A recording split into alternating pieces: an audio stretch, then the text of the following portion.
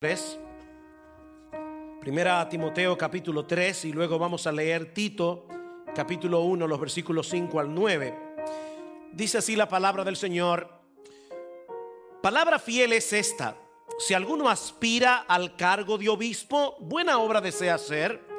Un obispo debe ser pues irreprochable, marido de una sola mujer, sobrio, prudente, de conducta decorosa, hospitalario, apto para enseñar, no dado a la bebida, no pendenciero, sino amable, no contencioso, no avaricioso, que gobierne bien su casa, teniendo a sus hijos sujetos con toda dignidad. Pues si un hombre no sabe cómo gobernar su propia casa, ¿cómo podrá cuidar de la iglesia de Dios? No un recién convertido o un neófito, no sea que se envanezca y caiga en la condenación en que cayó el diablo. Debe gozar también de una buena reputación entre los de afuera de la iglesia, para que no caiga en descrédito y en el lazo del diablo. Tito capítulo 1 versículo 5, dice Pablo a Tito: por esta causa te dejé en Creta, para que pusieras en orden lo que queda y designaras ancianos en cada iglesia, como te mandé. Esto es, si alguno es irreprensible, marido de una sola mujer, que tenga hijos creyentes, no acusados de disolución ni de rebeldía, porque el obispo debe ser irreprensible como administrador de Dios, no obstinado, no iracundo, no dado a la bebida, no pendenciero, no amante de ganancias deshonestas, sino hospitalario, amante de lo bueno, prudente, justo, santo, dueño de sí mismo, reteniendo la palabra fiel, que es conforme a la enseñanza, para que sea capaz también de exhortar con sana enseñanza y refutar a los que contradicen. Una vez más vamos a pedir al Señor que nos ayude en la administración de la palabra. Padre, acabamos de cantar que nosotros queremos que tú nos muestres a Cristo a través de tu palabra. Y qué bueno, Señor, haber cantado ese himno antes de esta predicación, porque ciertamente no hay ningún pasaje de las Escrituras que nosotros podamos predicar fielmente que no muestre a Cristo. Y este es uno de ellos, Señor. Nosotros queremos entonar, afinar nuestro corazón a la mente de Cristo. Y por eso te rogamos, oh Señor, que tú nos concedas en esta mañana poder exponer fielmente su palabra, porque te lo pedimos en su nombre y para su gloria. Amén. Hemos estado avisando desde hace varias semanas que en la tarde de hoy estaremos evaluando a Eric Michelin para tratar de discernir si nuestro hermano es un don de Cristo para servir como pastor en esta iglesia local. Este es un paso muy importante para la vida y ministerio de cualquier iglesia, y es por esa razón que los pastores hemos decidido suspender nuestra serie de Marcos para traer un estudio que hemos titulado Evaluando el llamado al ministerio pastoral. No es mi intención en esta mañana exponer estos dos pasajes de las Escrituras que acabamos de leer con todo detalle, sino más bien extraer algunas enseñanzas generales sobre el llamado al ministerio y su reconocimiento de parte de la iglesia. Es Dios el que llama y capacita a un hombre para el pastorado, pero es la iglesia la que lo reconoce. En otras palabras, el llamado viene de Dios, pero Él nos ha dejado en su palabra algunos principios generales que nos ayudan a discernir quiénes son esos hombres a los que Él está llamando.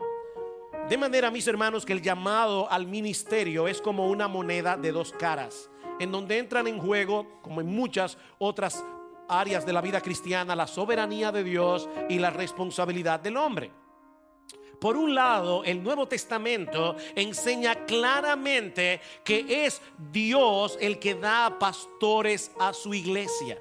Es Él el que los capacita, es Él el que los envía. En Mateo capítulo 9, por ejemplo, en el versículo 37 al 38, el Señor Jesucristo le dice a los apóstoles, a los que iban a ser apóstoles: la mies es mucha, los obreros son pocos. ¿Qué debemos hacer? ¿Fabricar pastores? No, debemos orar al Señor de la mies, Dios el Padre, para que Él envíe obreros a su mies. ¿Quién envía a los obreros? Los envía el dueño de la mies, Dios el Padre. Pero luego vamos a Hechos capítulo 20, versículo 28, y allí encontramos al apóstol Pablo dirigiéndose a los ancianos, a los pastores de la iglesia en Éfeso. ¿Y qué les dice Pablo? Mirad por vosotros mismos y por todo el rebaño en que el Espíritu Santo os ha puesto por obispos para pastorear, para apacentar la iglesia del Señor, la cual Él ganó con su propia sangre. ¿Quién ha colocado a los pastores en la iglesia? Dice en Hechos 20:28, el Espíritu Santo. Pero luego vamos a Efesios capítulo 4, y hablando de la actividad del Cristo resucitado, dice el apóstol Pablo en el versículo 11: y él mismo ha dado a su iglesia pastores y maestros para edificar a los santos para la obra del ministerio. Entonces noten, mis hermanos, ¿quién es el que da pastores según Mateo capítulo 9 versículos 37 al 38? El dueño de la mies, Dios el Padre. ¿Quién es el que coloca los pastores según Hechos capítulo 20 versículo 28? El Espíritu Santo. ¿Quién es el que da pastores según Efesios capítulo 4 versículo 11? Nuestro Señor Jesucristo. La Santa Trinidad está involucrada en esto.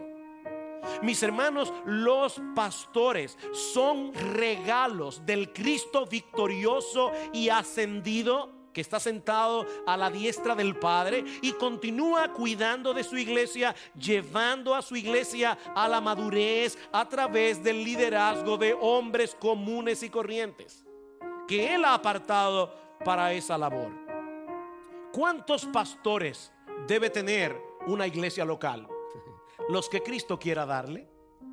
Los que Cristo quiera darle. Algunas iglesias pragmáticamente establecen un número de pastores en relación al número de miembros. Si hay tantos miembros, debe haber tantos pastores. Pero hermanos, la iglesia no puede determinar eso, porque es Cristo el que decide dar pastores a su iglesia. Es Cristo el que decide cuántos pastores Él concede a cada iglesia. Esa no es nuestra prerrogativa. Es la prerrogativa del Señor Jesucristo. Por eso hemos dicho que nuestra responsabilidad como iglesia no es fabricar pastores, es reconocerlos. Nuestra responsabilidad es reconocer a los pastores que Él nos da. Y aunque hemos usado y usamos la palabra elección para este proceso en el que nos encontramos como iglesia, estrictamente hablando no es una elección, es un reconocimiento. Se puede decir elección, pero es un reconocimiento. Esa es la parte que nos corresponde a nosotros como iglesia: identificar quiénes son esos hombres que Dios ha llamado, para entonces colocarlos en el oficio y someternos a su autoridad. Y esa es la razón por la que estamos trayendo esta enseñanza en la mañana de hoy. ¿Cómo puede un creyente discernir si Dios a él lo está apartando para el oficio pastoral? ¿Y cómo puede la iglesia identificar esos hombres? Son dos preguntas. ¿Cómo puede un hombre saber si Dios lo está llamando al ministerio? ¿Y cómo puede la iglesia reconocer si es real que Dios está llamando a un hombre al ministerio pastoral? Bueno, hay tres enseñanzas generales que nosotros podemos extraer de estos pasajes que yo acabo de leer, y que espero que puedan prepararnos para lo que vamos a hacer en esta tarde cuando vengamos a hacer esta evaluación pública.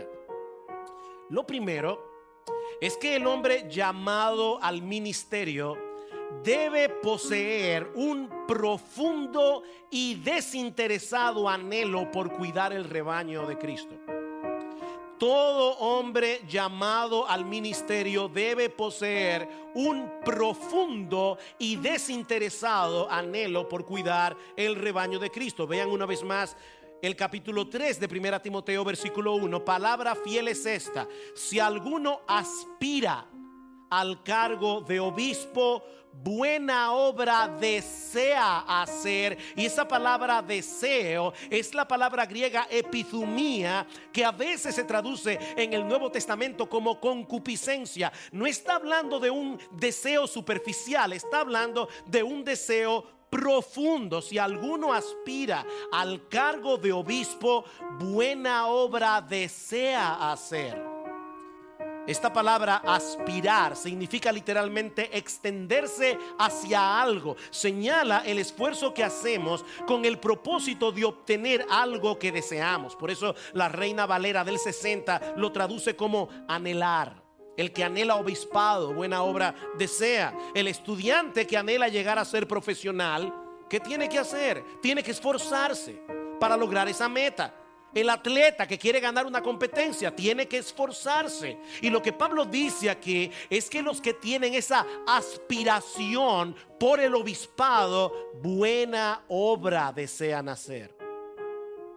Ahora es importante señalar aquí que en el Nuevo Testamento se usan distintas palabras para señalar el mismo oficio. A veces se les llama pastores, a veces se les llama ancianos, otras veces se les llama obispos, pero no son tres oficios distintos, sino el mismo oficio señalado con el mismo nombre.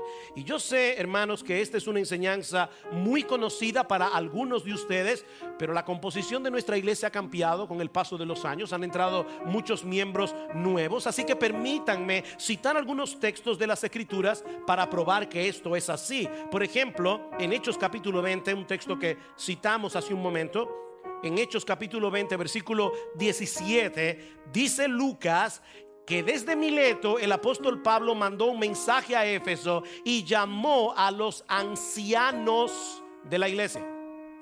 ¿Y qué les dijo Pablo a los ancianos de la iglesia? Versículo 28. Tened cuidado de vosotros y de toda la grey, en medio de la cual el Espíritu Santo os ha hecho obispos para pastorear la iglesia de Dios. ¿Ven ustedes, mis hermanos, los tres términos? ¿A quiénes llamó Pablo? A los ancianos. ¿Qué les dice Pablo a los ancianos? El Espíritu Santo los puso como obispos. ¿Para qué? Para pastorear la iglesia. Son obispos, son ancianos, son pastores. De paso, hermanos, esa es la razón por la que el cuerpo pastoral de esta iglesia, en el cuerpo pastoral todos tienen la misma autoridad, aunque no tengan la misma función. En esta iglesia ningún pastor es más pastor que los otros pastores. Porque si nosotros colocáramos a algún pastor por encima de los pastores, estamos inventando un oficio que no existe en el Nuevo Testamento, un pastor de pastores. Pero aquí no hay pastor de pastores. Aquí todos somos pastores y todos tenemos la misma autoridad. Y cuando vamos a tomar una decisión, el voto de cada pastor vale exactamente lo mismo que el de los demás. El hecho de que haya pastores que prediquen más, y vamos a ver más adelante por qué, no quiere decir que el pastor que predica tiene más autoridad. En esta iglesia hay paridad pastoral porque solamente existen dos oficios en la iglesia: o pastor o diácono. Tito capítulo 1 versículo 5, el texto que leímos hace un momento. Tito capítulo 1 versículo 5 dice: por esta causa te dejé en Creta, para que pusieras en orden lo que queda, o para que corrigieras lo que todavía es deficiente. ¿Y qué era lo que estaba deficiente en Creta? Que no había pastores. Y designaras ancianos en cada ciudad como te mandé. Y ahora vienen las calificaciones de estos ancianos, y dice en el versículo 7: porque el obispo debe ser irreprensible. Ancianos, obispos.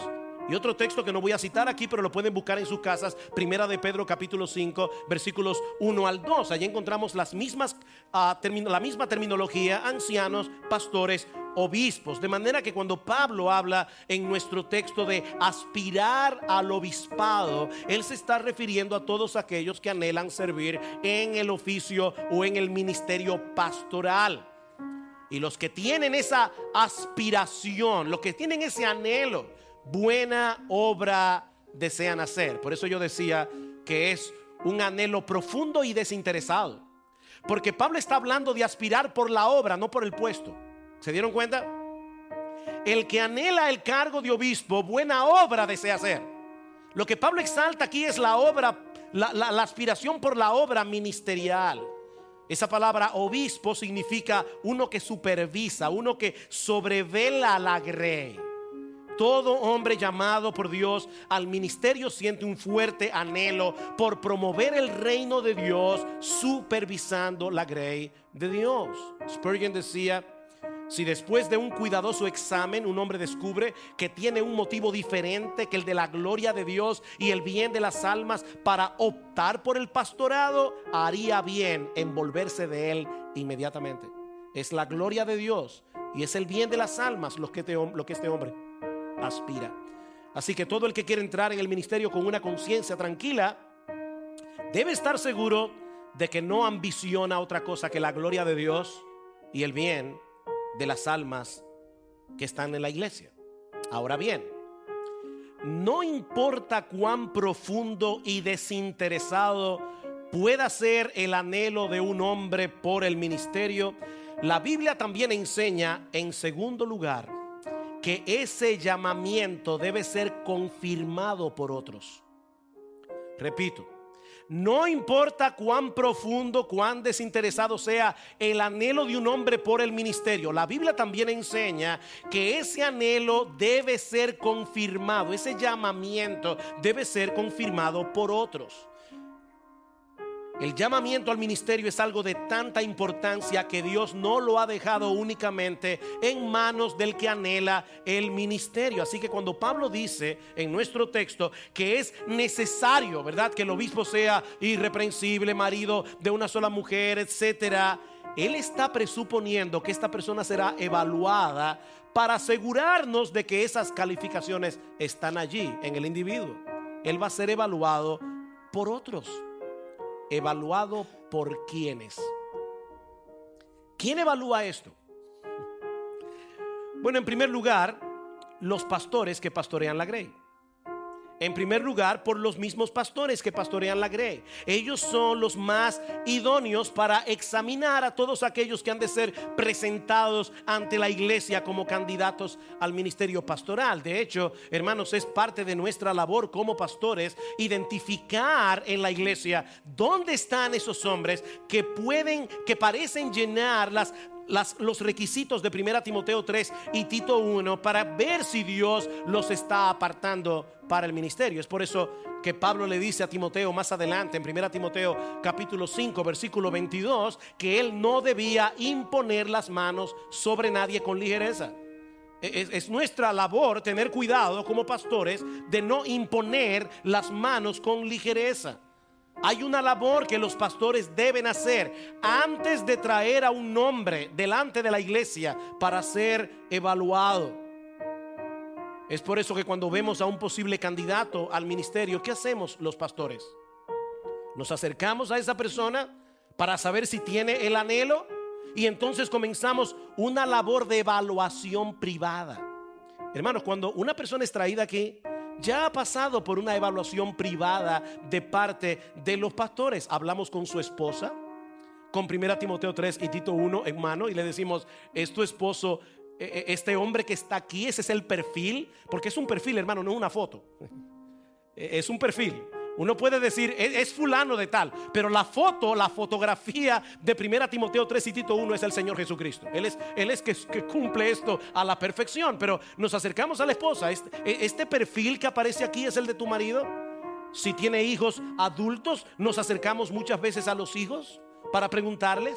Nos acercamos a los amigos más cercanos de esta persona en la iglesia para ver si ellos están viendo en este individuo las características de un hombre que parece estar siendo llamado al ministerio. Cuando todo parece indicar que es así, entonces pasamos a otra etapa, la etapa pública del proceso, avisando a la iglesia que esta persona está siendo evaluada para un eventual reconocimiento en el ministerio pastoral. Así que si ustedes ven, hermanos, hay 3 elementos que convergen en este proceso: el individuo que anhela el ministerio, los pastores que pastorean a este individuo y la iglesia a la que este individuo pertenece. Son 3 elementos que convergen allí. Vayamos por un momento al conocido pasaje de Hechos capítulo 6. Aquí es donde muchos entienden que se eligieron los primeros diáconos en la iglesia de Jerusalén. Hechos capítulo 6, y vamos a leer los versículos 1 al 6. De nuevo, hermanos, yo sé que para muchos de ustedes esto es pan comido, pero sean pacientes. Vamos a ver lo que la Biblia enseña. Dice en Hechos capítulo 6: por aquellos días, al multiplicarse el número de los discípulos, surgió una queja de parte de los judíos helenistas, es decir, aquellos que eran judíos pero venían de un trasfondo griego, en contra de los judíos nativos, porque sus viudas eran desatendidas en la distribución diaria de los alimentos. Entonces los 12 convocaron a la congregación de los discípulos y les dijeron: no es conveniente que nosotros descuidemos la palabra de Dios para servir mesas. Por tanto, hermanos, escoged de entre vosotros 7 hombres de buena reputación, llenos del Espíritu Santo y de sabiduría, a quienes podamos encargar esta tarea, y nosotros nos entregaremos a la oración y al ministerio de la palabra. Lo propuesto tuvo la aprobación de toda la congregación, y escogieron a Esteban. ¿Quiénes escogieron? La iglesia. Y escogieron a Esteban, un hombre lleno de fe y del Espíritu Santo, y a Felipe, a Prócoro, a Nicanor, a Timón, a Parmenas y a Nicolás, un prosélito de Antioquía, a los cuales presentaron ante los apóstoles, y después de orar pusieron sus manos sobre ellos. Es decir, llevaron a cabo un proceso de ordenación diaconal. Y es interesante notar, mis hermanos, que la iglesia en Jerusalén, cuando esto ocurrió, era una iglesia recién fundada. Los miembros de la iglesia en Jerusalén todavía no tenían mucha madurez, pero aún así los apóstoles decidieron involucrar a la iglesia en el reconocimiento de estos hermanos que habrían de servir como diáconos. De hecho, este ejemplo todavía es más interesante si tomamos en cuenta que los apóstoles tenían en ese tiempo una autoridad superior a la de cualquier pastor hoy en día. Y sin embargo, los apóstoles le pidieron a la iglesia que se involucrara en buscar estos hombres dentro de ellos mismos. Algo similar ocurrió unos años más tarde en la elección de pastores. Hechos capítulo 14. Hechos capítulo 14, versículo 23. El apóstol Pablo y Bernabé están recorriendo las iglesias que ellos habían fundado en el primer viaje misionero, y ahora están estableciendo pastores. Pero dice en el versículo 23: después que les designaron ancianos en cada iglesia. ¿Notaron eso? En cada iglesia individual había pluralidad de pastores. Designaron ancianos en cada iglesia, habiendo orado con ayunos, los encomendaron al Señor en quien habían creído. La palabra que se usa en el original cuando se dice aquí designaron ancianos, es una palabra griega que significa literalmente mano alzada. Perdón. Por lo que muchos estudiosos del Nuevo Testamento entienden que Pablo y Bernabé involucraron a la congregación en la elección de estos líderes a través de una votación a mano alzada. O sea, no fue que Pablo y Bernabé llegaron y dijeron tú y tú van a ser pastores. Es que ellos guiaron a la iglesia para poder designar a estos pastores con la involucración de la iglesia. Ahora, noten algo interesante, una diferencia interesante entre Hechos 6 y 1 Timoteo 3. En Hechos 6, los apóstoles pidieron a la iglesia que buscaran a esos hombres. ¿Se dieron cuenta? En 1 Timoteo 3, Pablo dice: el que aspira al obispado, buena obra desea hacer. El que aspira al cargo de obispo. ¿Qué quiere decir esto? Como hemos dicho muchas veces a lo largo de la historia de esta iglesia local, cada vez que nos hemos involucrado en este proceso, hermanos míos, la Biblia no tiene un formato establecido de cómo es que surgen esos nombres para ser evaluados. La Biblia no tiene un formato. En ocasiones serán propuestos por la iglesia, como en Hechos 6. Otras veces los pastores somos lo que vemos que hay un hombre allí y nos acercamos a ese hombre para preguntarle si tiene el anhelo. Y de hecho, a lo largo de la historia de esta iglesia, algunos de vuestros pastores llegaron a ser evaluados porque nosotros nos acercamos a ellos y les dijimos: ¿aspiras tú al ministerio pastoral? En otras ocasiones son los mismos hermanos los que manifiestan interés de servir al Señor en el ministerio. No hay un formato, pero una vez son traídos delante de la iglesia, no importa cómo el nombre haya llegado aquí, ahora le corresponde a la iglesia participar en el proceso de elección con la guía y dirección de los pastores. Eso es lo que vemos en el Nuevo Testamento. Nosotros queremos discernir la voluntad de Dios y creemos que Dios hablará por medio de la iglesia. De ahí la importancia de este proceso público que hemos seguido en las últimas semanas. Se avisa a la iglesia que hay un hermano que está siendo evaluado para el ministerio pastoral y se da tiempo suficiente para que, si alguno tiene alguna razón por la que piense que ese hermano no debe ser pastor, hable directamente con él o hable con nosotros, dependiendo de la naturaleza de la inquietud.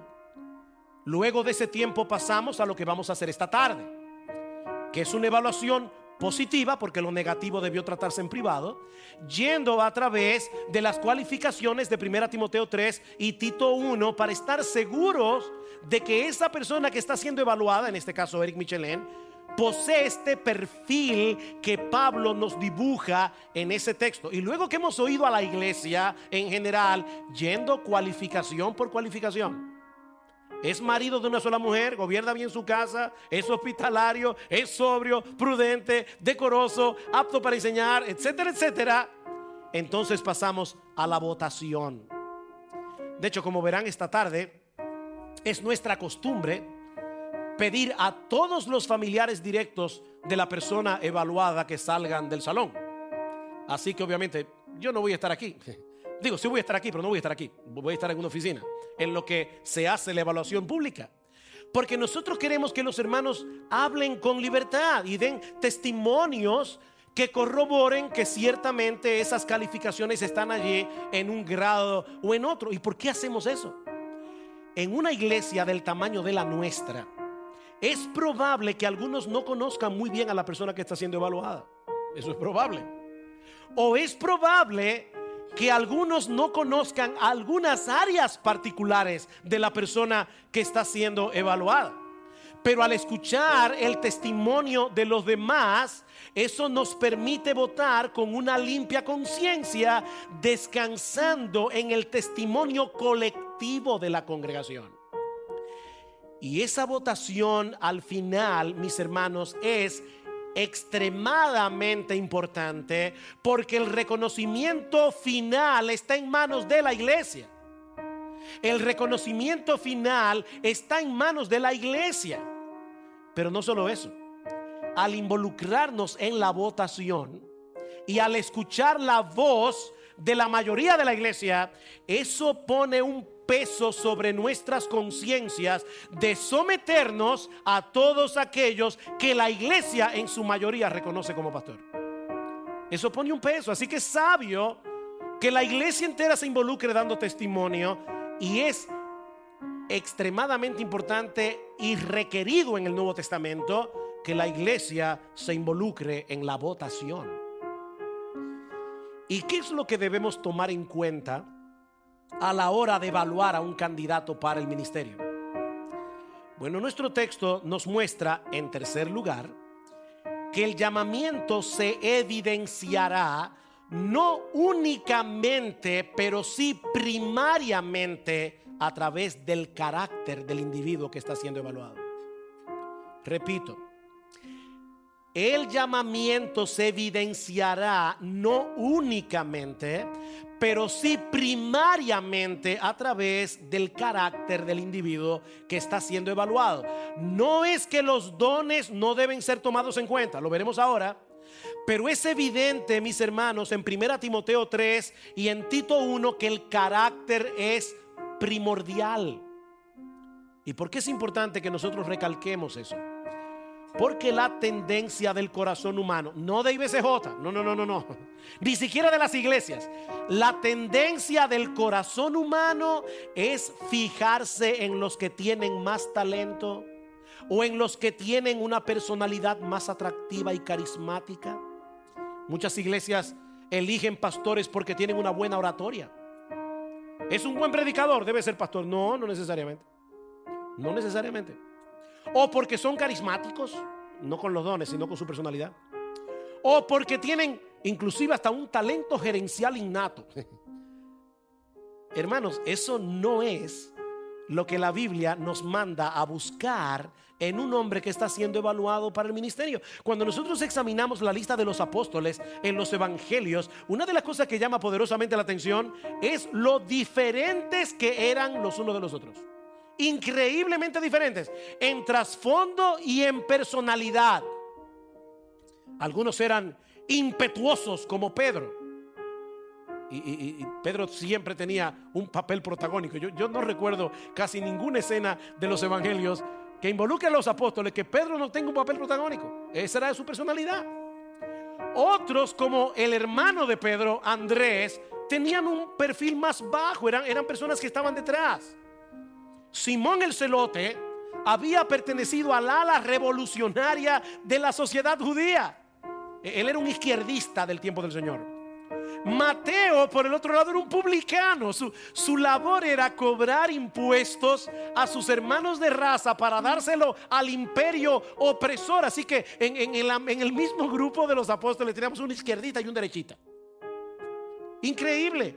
Juan y Jacobo, otro par de hermanos en el cuerpo de apóstoles, aparte de tener los dos un temperamento tan aguerrido que Cristo le llamó Boanerges, hijos del trueno, también parecían tener una actitud bastante exclusivista. ¿Recuerdan ustedes en Marcos, que ya estudiamos hace poco, cuando ellos le dijeron al Señor: había un hombre que hablaba de ti pero no nos seguía, y le dijimos que no lo hiciera, que no sacara fuera demonios en tu nombre? Eran exclusivistas. Sin embargo, está Felipe, que parece ser una persona más accesible. Nosotros vemos, por ejemplo, en el capítulo 12 del Evangelio de Juan, como unos griegos se acercan precisamente a Felipe, no a Juan ni a Jacobo, a Felipe, para que él los llevara y los introdujera con el Señor Jesucristo. ¿Cuál es el punto aquí?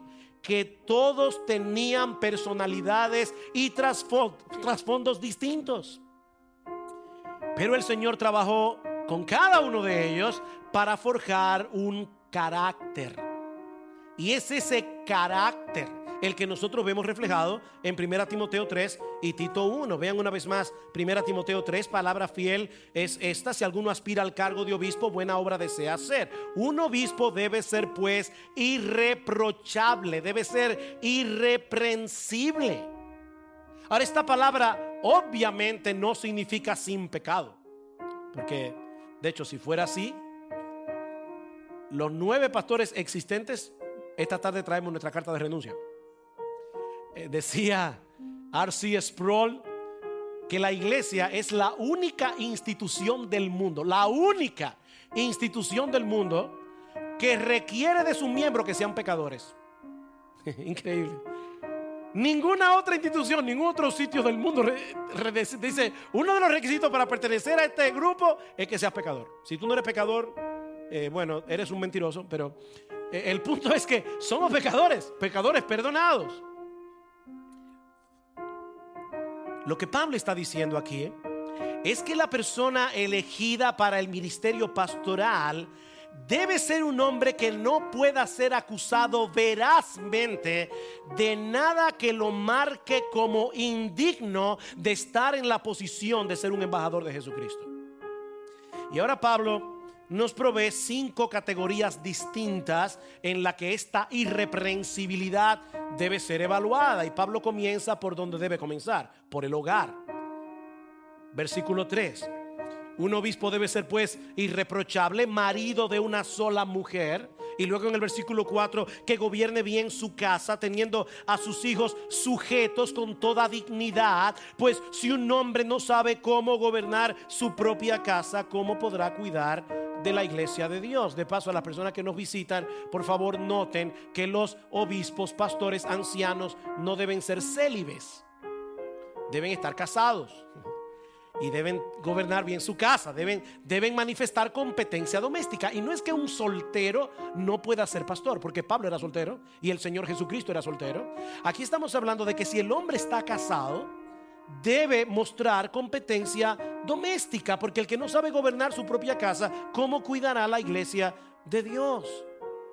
Y eso debe identificarse a través de su trato con su esposa. Debe ser evidente su fidelidad conyugal, marido de una sola mujer, y que haya dado muestra de sabiduría al gobernar a sus hijos. En Tito capítulo 1 versículo 6, Pablo vuelve sobre esta cualificación y dice: el que fuere irreprensible, marido de una sola mujer, y tenga hijos creyentes, que no estén acusados de disolución ni de rebeldía. Esta palabra, que se traduce como creyente, puede ser traducida también como dignos de confianza, como lo traducen otras versiones, que tenga hijos obedientes mientras vivan bajo su techo, obviamente. Por eso dice que no sean acusados de disolución ni de rebeldía. En otras palabras, lo que Pablo está enfatizando en esta cualificación o calificación es que los hombres que sean considerados para el ministerio pastoral deben mostrar competencia en el gobierno de su hogar, independientemente de si sus hijos son creyentes o no. Hermanos, la Biblia enseña claramente que Dios es soberano en la salvación de los pecadores. Por más competente que sea un padre en la crianza de sus hijos, esa competencia no asegura que van a ser salvos. De hecho, si lo que se espera de un pastor es que todos sus hijos sean creyentes, eso plantearía un serio problema. Supongamos que nosotros estamos considerando a un hombre que tiene un hijo de 1 año de edad. ¿Debemos exigirle que su niño de 1 año sea creyente? Pastor, claro que no. Ok, ¿y si tiene 6? ¿Y si tiene 10? ¿Y si tiene 14? ¿A qué edad ya no puede ser inconverso el hijo de un pastor? No importa donde tú coloques la edad, eso va a ser una medida completamente arbitraria. El punto focal de esta calificación es la competencia del pastor para gobernar y dirigir a los que están a su cuidado, porque él tendrá a su cargo el gobierno de la iglesia. Obviamente, la respuesta de los hijos a la crianza de este hombre será un indicativo que nos ayudará a evaluar si el individuo es competente o no en el gobierno de su casa. Pero yo creo que casi todos los padres aquí saben por experiencia que un buen gobierno nunca garantiza sumisión y contentamiento de parte de los gobernados. Nunca garantiza eso. ¿Cuál es el ejemplo más contundente que nosotros tenemos en la Biblia de esa realidad? La persona de Dios. Dios es un Padre perfecto. En sus tratos para con nosotros, Él combina perfectamente la ternura y la firmeza. Las demandas de nuestro Padre Dios siempre son justas, siempre son sabias, pero aún así Él tiene hijos rebeldes. En Isaías capítulo 1 versículo 2 dice Dios a través del profeta: escucha tu tierra, porque habla Jehová. Crié hijos y los engrandecí, y ellos se rebelaron contra mí. Dios está diciendo: yo los crié y ellos se rebelaron contra mí. Y más adelante en Isaías capítulo 5 dice: escuchen ahora el cantar de su amado a su viña. Había un hombre que tenía una viña, la plantó de vides escogidas, la cuidó, la despedregó, le echó agua todo el tiempo. ¿Cómo es posible que cuando ese hombre fue a buscar uvas en sus viñas, en vez de encontrar buenas uvas, encontró uvas silvestres? Y dice Dios en su palabra: ¿qué más hubiera yo podido hacer por mi viña que yo no haya hecho? Y yo creo que no hay ningún padre aquí, ningún padre, ninguna madre que pueda decir delante de Dios: yo he hecho todo lo que yo tenía que hacer con mis hijos. Nadie puede decir eso. Dios sí lo puede decir. Y Él tiene hijos rebeldes. ¿Qué es lo que debemos evaluar entonces con respecto a este asunto? Debemos evaluar las normas que un padre impone sobre su casa. Debemos evaluar la forma sabia, amorosa y firme en que él hace valer su autoridad. Debemos evaluar la manera como él aplica la disciplina paterna cuando sea necesario. Todo eso nos muestra la competencia de un hombre. Los pastores gobiernan la iglesia, dice Pablo, y por lo tanto los que son elegidos para este oficio deben mostrar competencia en el gobierno de su hogar. También debe poseer un carácter irreprochable. Capítulo 1, 3, versículo 2 otra vez dice Pablo: un obispo pues debe ser irreprochable, marido de una sola mujer, sobrio, prudente, de conducta decorosa, hospitalario, apto para enseñar, no dado a la bebida, no pendenciero, sino amable, no contencioso, no avaricioso. ¿Se dan cuenta? Pablo está señalando aquí algunas virtudes que deben estar presentes en esta persona y algunos vicios que deben estar ausentes. Virtudes que deben estar presentes, vicios que deben estar ausentes. Por un lado, el pastor debe poseer un carácter sobrio, moderado, equilibrado, sin excesos. Se trata de una persona que siempre está en sus cabales, o la mayoría de las veces, porque algunas veces todos nos salimos de los cabales. Este hombre puede tener un buen sentido del humor, gracias al Señor, pero sabe distinguir cuándo es tiempo de reír y cuándo es tiempo de estar serio. En otras palabras, es un hombre que tiene suficiente dominio de sí mismo para actuar por principios y no simplemente por deseos o emociones. Otra virtud que debe estar presente es la de un corazón amante y generoso. Dice que el pastor debe ser hospitalario, dice Pablo. Debe poseer la capacidad de ser sensible, sobre todo hacia aquellas personas que los demás tienden a olvidar, a pasar por alto, aquellos que probablemente no podrán recompensarle lo que han hecho. ¿Y cuáles son los vicios que deben estar ausentes? Básicamente tres. En primer lugar, los pastores no deben ser sabios en su propia opinión. No deben ser sabios en su propia opinión. En Tito 1:7 Pablo dice que el obispo no debe ser un soberbio.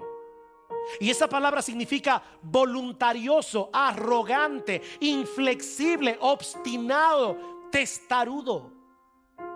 Hermanos, nunca, no importa cuántos dones tenga un hombre, no importa cuánto sirva en la iglesia, nunca coloquen en el ministerio pastoral a un hombre así.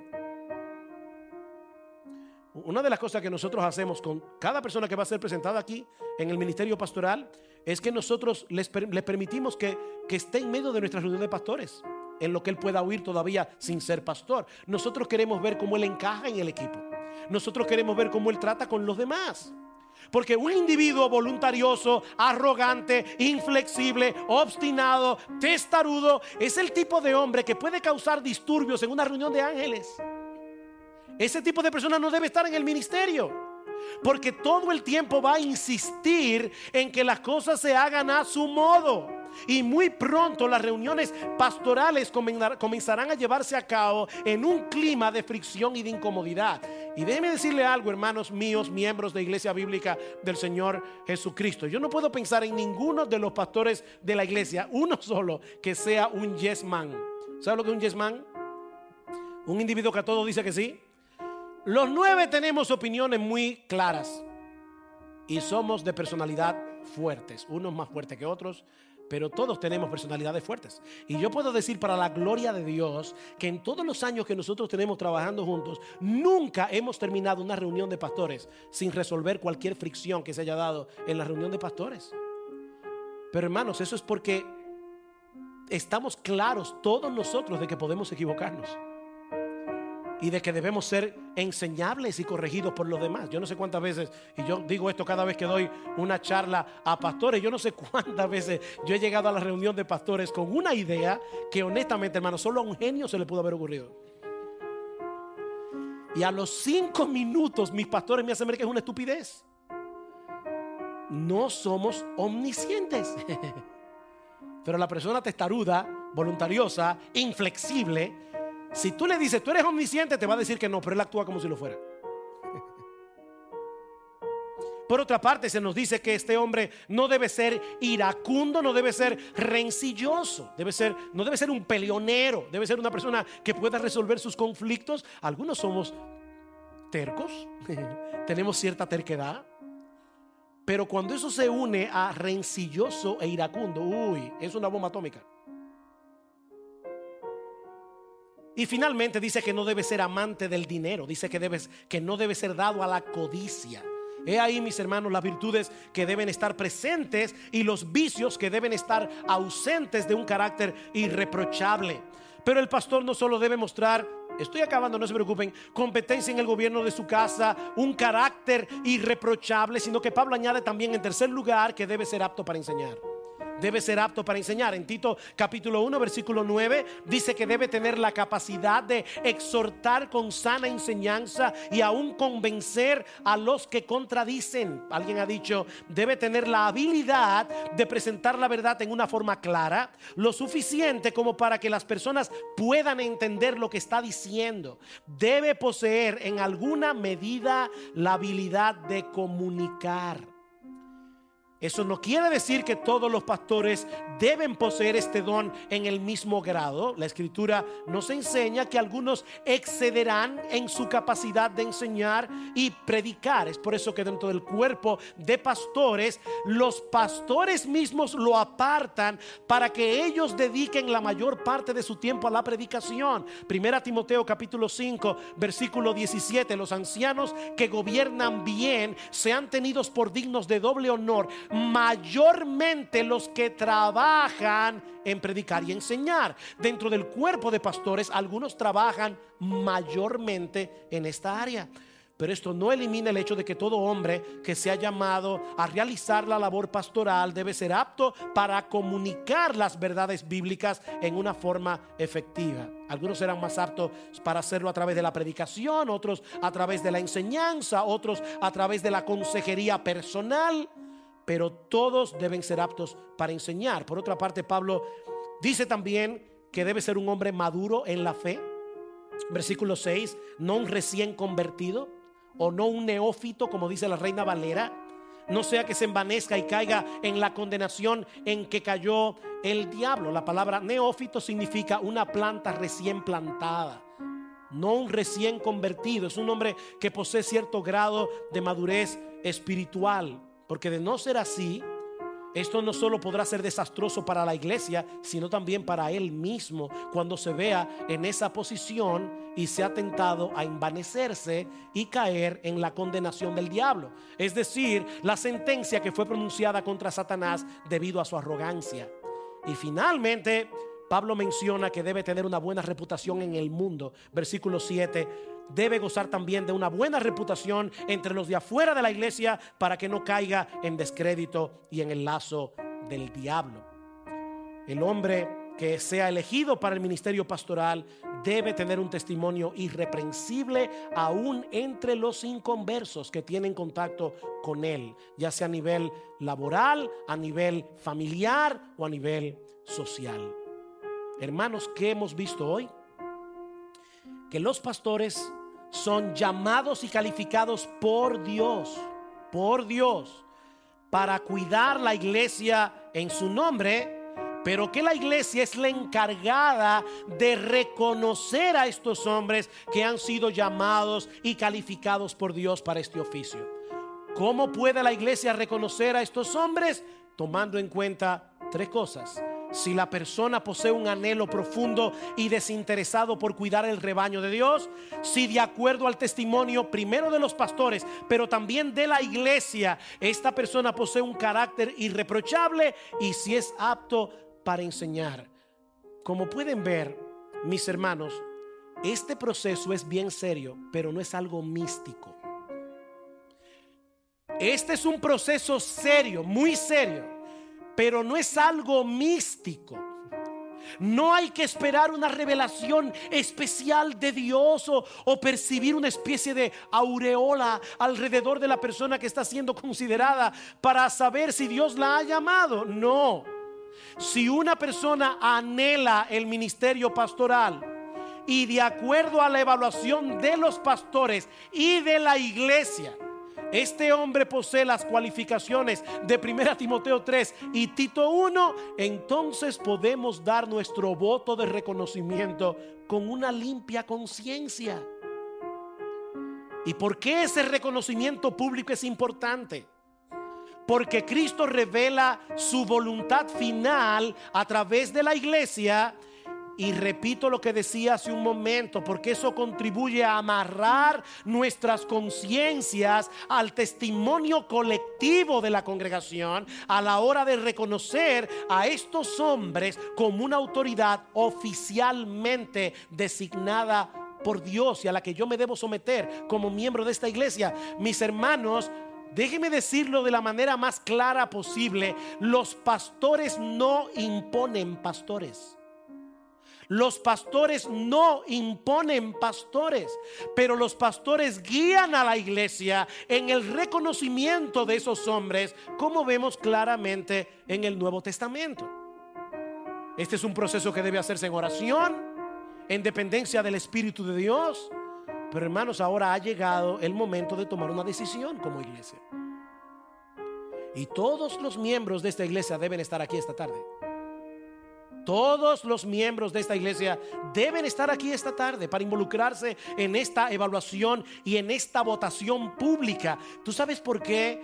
Porque nos interesa el bienestar de esta iglesia, de este cuerpo local, y porque nosotros queremos saber si la cabeza de esta iglesia nos está concediendo el regalo de otro pastor.